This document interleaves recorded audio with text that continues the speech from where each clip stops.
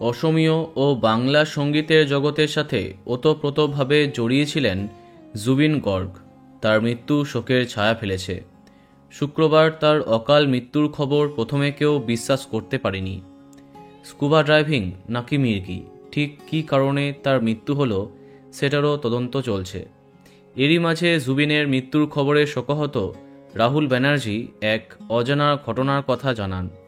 তার কথায়, পিয়ারে এই গান আমার কেরিয়ারে মাইলস্টোন।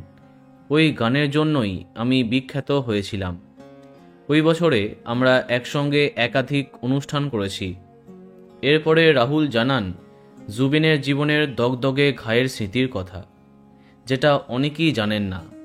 জুবিনের বোনও দুর্ঘটনায় মারা যান। ভাই বোন একসঙ্গে শুটিংয়ে যাচ্ছিলেন। আগের গাড়িতে বোন, পরের গাড়িতে জুবিন।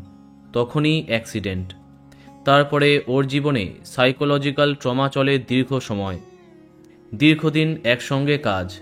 ব্যক্তিগত জীবনে কেমন ছিলেন জুবিন? রাহুলের কথায় স্টাইলিশ, হৃদয়বান, এই দুটো শব্দই মাথায় আসছে। আশ্চর্য সব গান গেয়েছেন। এক কথায় অপূরণীয় ক্ষতি সঙ্গীতের জগতে। বন্ধুরা, ভিডিওটি এইটুকুই। বাংলা বিনোদনের অন্যান্য খবর পেতে সাবস্ক্রাইব কারেন্ট পজ। ধন্যবাদ।